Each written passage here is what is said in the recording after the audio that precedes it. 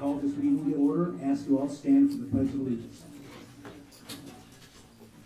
I pledge allegiance to the flag of the United States of America and to the republic for which it stands, one nation, under God, indivisible, with liberty and justice for all.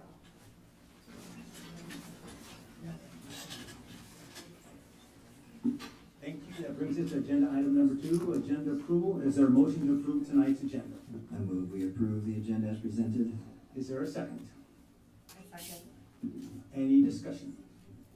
Roll call, please. Director Brody? Yes. Director Castro? Yes. Director Ingles? Yes. Director Hansen? Yes. Director Larkin? Yes. Director McGivern? Yes. Director Witter? Yes. Motion carried 7-0. Okay, that brings us down to item number 3, recognitions, commendations, and information. I believe we have none for tonight's meeting. Okay, moving on. Student Board Representative report. Do we have a Student Board Representative here tonight? Seeing none, moving on. 3.2, President's Statement. If anybody in the audience would like to approach the podium and talk to the board, this is your time to do so. Remember, your time limit is 3 minutes. We don't discuss personnel. We don't discuss job performance. Keep your thoughts organized and stay on task. And you have 3 minutes.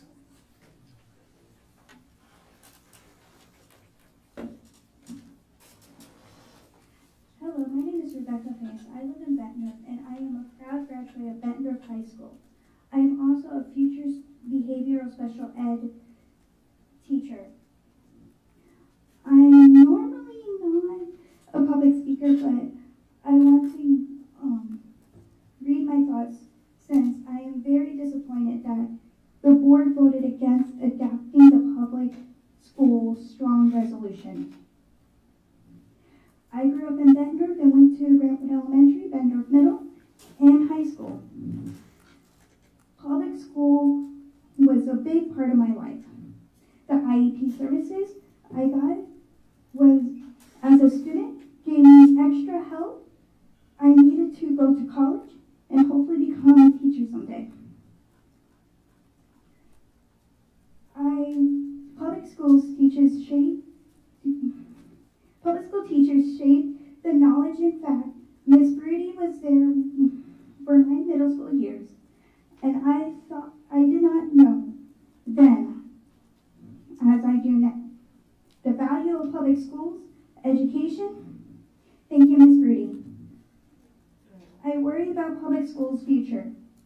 As funding disappears, services will too. Private schools don't have to serve kids like me with IEPs or special education students I hope to teach. Those kids could be left behind. We have laws that require public schools to help them. But if public schools can't give, who will? Public schools need to be fully funded. We need to have the money to pay for teachers what they are worth. We need materials like books to teach them. Bettendorf always offered students of all sorts of activities like sports, drama, robotics, and more. Will those things disappear too? The teachers and books, and yes, even extra activities teach children how to become responsible, compassionate, and just good people. I wanted to thank the school board for its support of the educators' bills of rights, but remind them that they need to keep supporting the public schools. They were elected to serve. The resolution that was not passed would have shown strong support of public schools. The support that was needed in a time when public schools are underfunded and not getting the support they deserve. Bettendorf needs to know you will do the right thing and support our public schools. As a future teacher and a Bettendorf graduate, I hope to work one day in the best public schools in the nation. And I know that with your full support and dedication to the Bettendorf School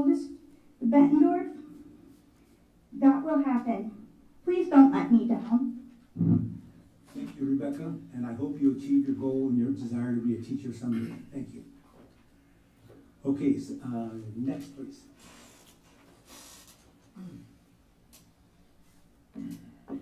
Good evening. My name is Sarah O'Callaghan, and I'm a resident of Bettendorf. I was here a couple weeks ago and spoke before the vote. I'm here today to thank board members Larkin, Broody, and Witter for their votes in favor of the Iowa Public School Strong Resolution. I'm also here today to voice my concerns about the no votes cast by members Castro, Engels, McGivern, and Hansen. I think I speak not only for myself, but also for other parents and community members when I say that it was both shocking and disappointing to hear the comments made in support of a no vote. It's no secret that public education in Iowa is under attack by certain legislators and political factions. It is clear from anti-public school legislation and the accompanying rhetoric that their strategy is to cut funding for public education until it fails and then blame it for failing. In today's Des Moines Register, in fact, it was reported that for the first time, Iowa's education ranking has tumbled into the bottom half of states, falling to 27th nationally. It looks like the strategy is working. Since the May 27th vote, another school board, this time Clinton schools, voted in favor of the resolution. So that gives Bettendorf the unfortunate distinction of being the only school district yet to vote it down. These times call for bold leaders who are able to set aside their personal ideologies when given the opportunity to advocate for our public schools. Our schools don't need apologists for ESAs. Our students need and deserve courageous leaders who put the needs of our students front and center. Your no vote speaks volumes and is a huge black eye for the Bettendorf Community School District. Frankly, it is shameful. Thank you. Anyone else? Good evening. I am both a resident of Bettendorf and a teacher, longtime teacher in the district. And it's summer vacation for students and staff, and although many have moved on from the events of this year and the past board meeting, I have not. It's been a difficult year for staff for many reasons, due to some student misbehavior, many educational requirements, and the constant battle to get students to learn when several have little motivation to do so. But that's not surprising. That's my job. What is surprising is the total disrespect I feel from our current school board. Your vote to not support full funding for public schools is a total slap in the face to your staff and the families and community members who have put their trust in you. Your total job is to make Bettendorf the best public school district that it can be. And it can't be that without funding. I'm not talking about staff salary. I'm talking about the large amount of special education needs we have to tackle without money. I'm talking about all the curriculum needs we have with new state standards and a push for not only increasing reading and math scores, but also preparing students for success in life in an ever-changing world without money. And I'm talking about all the staffing needs we have to increase class options and capitalize on student interests without money.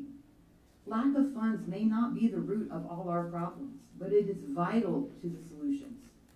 Without funding, we can't have programs to help struggling students succeed. We can't help students with behavior issues. We can't even ensure our high-achieving students keep moving forward rather than remaining stagnant in their education. Without funding, we will always be a school in need of assistance. I am a proud staff member of Bettendorf Middle School. I'm proud to work with all the kids, the ones who strive to do their best, the ones who struggle, and even the ones who try my patience, especially at the end of the year. And I'm proud to work in a public school. But I am not proud of this board's vote to deny the referendum to support fully funding our schools. I am embarrassed. A board member spoke to the staff on the last day of school and said, and I'm paraphrasing, that you, the board, know what we as educators are going through. By not supporting the public school district you were entrusted to represent, it is obvious that you do not. As an educator, I do not feel seen by this board. As a teacher wanting the best for my students, I do not feel heard by this board. I voted for many of you because I believed you were motivated to make Bettendorf Community School District a strong and successful district. I was wrong. I will not make that mistake again. Thank you. Anyone else like to approach the podium? Thank you for your comments. We appreciate hearing them. Okay, that moves us on to agenda item 3, BEA report. Emily, I do not see Emily here. She's not here today. Okay, agenda item number 4, BESA report. Melissa, do I see Melissa here? She was unable to be here. She's on a different meeting with ISEA and NEA. Okay, moving on. Agenda item number 5, superintendent report, Dr. Morse. Good evening. I've got a lengthier report because I need to celebrate the teams that worked really hard this week in our 3 days of professional learning. So hang in there with me. It has already been a really busy first week of summer. As Mrs. Barnes alluded to, certain staff haven't even caught a break yet. We had over 80 team members with us at the AEA earlier this week, and I'll get to that in a moment. We also had extended school year for our students with disabilities started this week. Our summer meal program kicked off, and again, Michelle Reeson and her team in nutrition services are partnering with our Bettendorf Parks and Rec to ensure that students get fed at 2 of our local parks.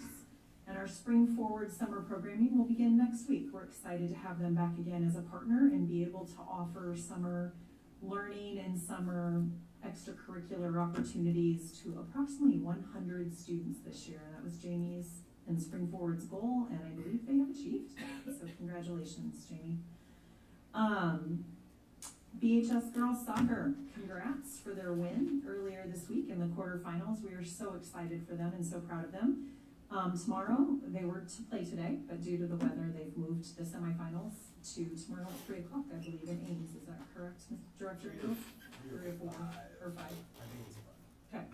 So we wish them all the best tomorrow as they represent us and seek to make it into the finals. So, and again, on this coming Monday, we'll once again collaborate and train alongside our police, fire, and emergency personnel around our emergency procedures. I think it's our 3rd year doing this. This time they wanted to use an elementary building, so we will be over at Hoover. Administrators, both building and district office, and members of the building crisis response team members have been invited to attend and participate in both simulation activities and tabletop activities. And then if you live in that area, on Friday of next week, emergency personnel will also be using Hoover again for additional training. So we will work with them on Monday. They'll come back in on Friday and do some more training at Hoover. So if you see people, that is why. But I do want to highlight the work we did Monday, Tuesday, and Wednesday. So there were approximately 80, a little over 80 individuals, from administrators to instructional coaches, teachers, all kinds of staff over at the AEA digging in. 3 days of work. And on the first day, we really looked at the data. What is the data telling us? We worked with our partners from Center for Model Schools. Day 2, we turned our data into priorities. But what we did at the beginning of the day was super powerful. We started with celebrations because, as Mrs. Barnes alluded, the work is hard. When we're improving outcomes for students, it just doesn't happen without a lot of effort by our teams. And so I think it's important to pause and celebrate that. And I'll highlight a little bit. So the teams, all 7 buildings were there with their building leadership teams. And they were asked to reflect on and develop their celebrations. And then we did a gallery walk around where everybody got to share out with other buildings what they were celebrating at their particular building. One of our elementary buildings saw nearly 8 and 10 of their youngest readers, kindergarten and 1st grade, make strong growth. One building cut the number of students at high risk in math from 53 to 26, so almost a 50% reduction of students at high risk. That is remarkable in 1 year. It's not a percentage point on a chart. That's 27 children have reduced their risk of future struggle. Another building hit its school-wide behavior goal and beat it. Across the district, our attendance was improved and buildings reported real gains in reading and math fluency. As a matter of fact, overall, when we look at our FAST data, in kindergarten alone, they made a 22% change from fall to spring. Double-digit growth. That is incredible. I believe one building was close to 47% gain from fall to spring, if I remember correctly. These wins happened because the adults in our building, the educators, changed what they do. That's the whole, and that is to be celebrated because that's not easy. After celebrating on day 2, we dug into what the state calls the SAMI, or the self-assessment of multi-tiered systems of support. It provides evidence of how well the systems are working in our areas of literacy, math, and behavioral health. The state asks us to engage in that, and we dug deep into that. We know that test scores will tell us where a child landed, but the SAMI tells us whether our adult systems, the schedules, the training, the coaching, the collaborating, the PLC time, are they working? Are they doing what they're intended to do to help improve student outcomes? Then we dug into implementation science about, so how do we keep this momentum going? We know this board alone has already approved new math curriculum for middle school next year. Last year this was the first year of implementation of new ELA curriculum at middle school, so that takes structured implementation to make it successful. And then day 3, we dug into our action plans. We refined our goals and laid out what we will do, who's responsible for what, and how we'll know it's working. But we changed that process. We worked with our teams, our building leadership teams, our building administrators, our district administrators, to say what's working with our current plan and what needed to be adjusted. We knew we needed to dig deeper than just having goals that said, how do we get more of our students proficient, right? It is more about, it's not just about proficiency, but how do we hit that goal? But even if we hit that proficiency goal, we're still leaving students behind. So how do we get 100% students out of that at-risk group? And so now, as they're refining and finalizing their action plans, they will look at 2 areas. Are more students reaching the goal and becoming proficient? And are students who are still below that bar making progress or growth to it? And our state has honored that over the last couple of years as well. So they've updated also in the performance profile, not only do we get proficiency scores, but we get growth, right? They look at, have we grown? Because sometimes you'll have students who won't hit the proficiency, won't be proficient, but they will have grown exponentially towards being proficient. And so I just really want to commend our teams. You would not have known it was the first 3 days of summer vacation, the energy in the room, the collaboration, the conversations, the pushing on each other.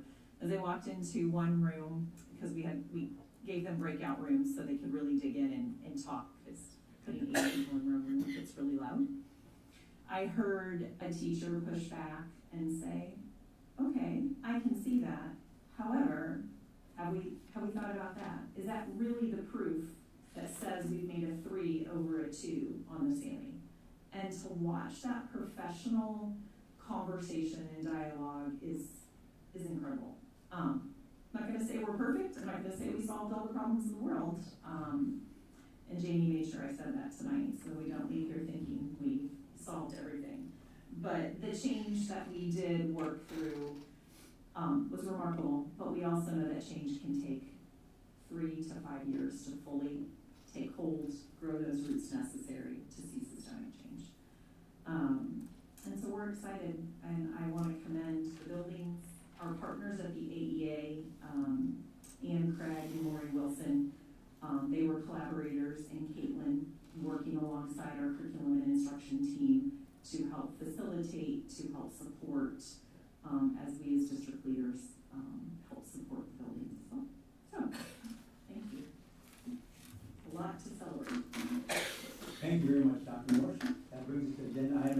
our consent agenda. Is there a motion tonight to approve consent agenda? I move we approve the consent agenda as presented. Is there a second? Any discussion? No discussion. Roll call, please. Director Castro? Yes. Director Engel? Yes. Director Hansen? Yes. Director Larkin? Yes. Director McGivern? Yes. Director Witter? Yes. Director Brody? Yes. Motion carries 7-0. Thank you. That takes us down to agenda item number 5. It took me a while to scroll down through 27 consent agenda items, but I got there. So, information action, 5.1 is updated facility use handbook. Dr. Morse.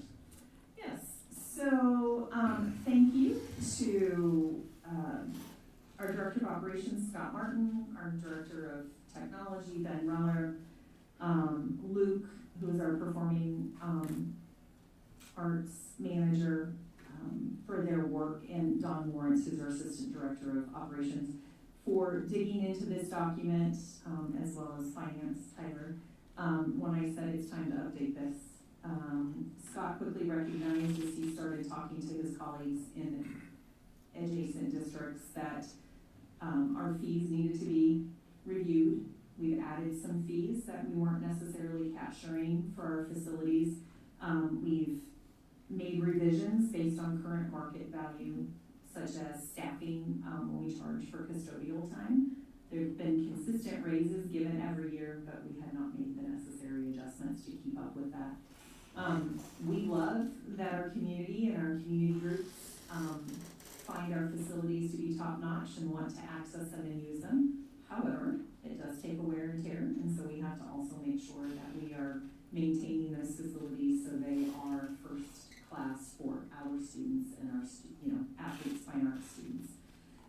So they dug in, they updated some minor changes to the language, really the significant changes around the fees. Scott or Tyler or Ben, did I miss anything from our conversations? And we are migrating to a new system. So right now, the groups that will reserve facilities use one system, but we were able, as Ben is working through the technology and making it more automated, in terms of how we submit work orders or how we track assets, etc. They have modules that mirror the same for our operations department. And so they have a facility use scheduler. So while all this has been going on, Scott and Ben have also been working together to move our process into Incident IQ. And so I believe July 1, we will open that up. And from here forward, and we believe that interface will be easier for our community partners to reserve facilities. They'll also allow documents to be updated so we can track 501c3 status. We can make sure they have a reciprocal use agreement on file, so we're charging them the right fees, and other things, and their liability insurance. So we're excited about the changes. I'm excited to bring you an updated handbook for your consideration and hopeful approval. Any questions? Any further discussion? Roll call, please. I'll make a motion to approve the updated facilities handbook and the fee schedule as presented. Second. Okay, moved and seconded. Any discussion? Roll call, please. Director Engels? Yes. Director Hansen? Yes. Director Larkin? Yes. Director McGivern? Yes. Director Witter? Yes. Director Brody? Yes. Director Castro? Yes. Motion carries 7-0. That brings us to agenda item 5.2, second read of board policies, and this had Dr. Motion to be seconded finally. Yeah, why don't we do motion and second Okay. first? All right. Okay, do we have a motion to approve the second read of board policies? I'll make a motion to approve policies as presented. Is there a second? I'll second. Okay, moved and seconded. Any discussion? Second read, no discussion. Okay, roll call, please. Director Hansen? Yes. Director Larkin? Yes. Director McGivern? Yes. Director Witter? Yes. Director Brody? Yes. Director Castro? Yes. Director Engels? Yes. Motion carries 7-0. Okay, that brings us to agenda item 5.3, first and final read of board policies. Is there a motion? I'll make a motion to approve these policies as presented. Is there a second? Second. Any discussion? I can share what I shared in board Oh, sure, administration. sure, Yeah. yes. And we also shared it in the weekly communication to the board about the rationale for why why, we needed to do this. So legislation changed. We don't necessarily get to control that timeline. And so in order to ensure that student schedules were reflective of these changes and to ensure, because the attendance, how they're going to report attendance or track attendance or enrollment counts, which drives our funding, our SSA funding, they're now going to do 2 touch points in a year. So instead of in October, they will do October and January. Well, where the semester falls in January doesn't always line up after we end the semester. With a 4x4 block, we have a lot of students who have taken the opportunity to graduate at the end of first quarter, the end of second quarter. Well, if that, they are going to average the October count and the January count. So that could, even though we had those students and they've met all the requirements, they would not be counted in January, which would reduce the amount of students in our account for funding, and that could significantly impact the district for their money for the following year. So we'll have a phased-in approach, as you can see through this policy, to honor the fact that all this came very late. Schedules were pretty much set, and we hadn't been able to give proper communication to families and students who were already planning through their 4-year plan to graduate next year, earlier than the semester. But moving forward for 27, 28 thereafter, the opportunity to graduate early would only be once we got through the semester. That makes sense? So really driven by policy that the state, legislative changes that the state made, and wanting to make sure that we protected the funding, limited as it is for our district. Any questions? Jamie, did I miss anything? Okay. Seeing no further discussion, roll call please. Director Larkin? Yes. Director McGivern? Yes. Director Witter? Yes. Director Rudy? Yes. Director Castro? Yes. Director Engel? Yes. Director Hansen? Yes. Motion carries 7-0. Thank you. Moving on brings us to agenda item 5.4, first read of board policies in 400s. Dr. Morse. No explanation? No, just continue to bring policies forward. This bank is from HR, your next bank is finance. Any questions? Okay, moving on brings us to agenda item 5.5, first read of board policies, finance. Any questions? Seeing none, moving on, brings us to agenda item 6, communication, 6.1 board shared communication. Okay, I guess I'll go first. For everyone, a good summer off. It's well deserved. A couple topics. I get asked about the Dean of Students topic. I think if you're an elementary school principal, no answer is an answer. I don't want to see that relief coming anytime soon. So use this time off to, well, don't get time off, but use the time of lack of kids to refill the gas tank. And I also recommend keep a journal this next school year of all the times you could have used help in case this item does resurface. Again, in the future, you have some data to show. That might be helpful. And then regarding the resolution, I've gotten more stops and pull-asides on this topic than since I've been on the board. And people ask me about it. I said, well, the record is there if you want to go review. Some board members explain their positions, some do not, and you can ask them directly. So that's how the system works. And that's understand. Thank you. Any other shared communication? We just, before we got here, we took a tour of the middle school in progress, saw some of the great things that are going to be available for our kids in the next several years. The addition is wonderful, just all the things that they have to work around and redoing that, tearing down and working on things while school's in session is just going to be a tremendous task, but I think they will pull it off, and I walked away very impressed with what was going on there at the middle school. So congratulations to anybody, Scott Martin, and anybody else that's involved in that, Dr. Morris as well. It was really great to see. I'll just jump in real quick too, just to say, again, I hope all staff throughout our district have a good summer break.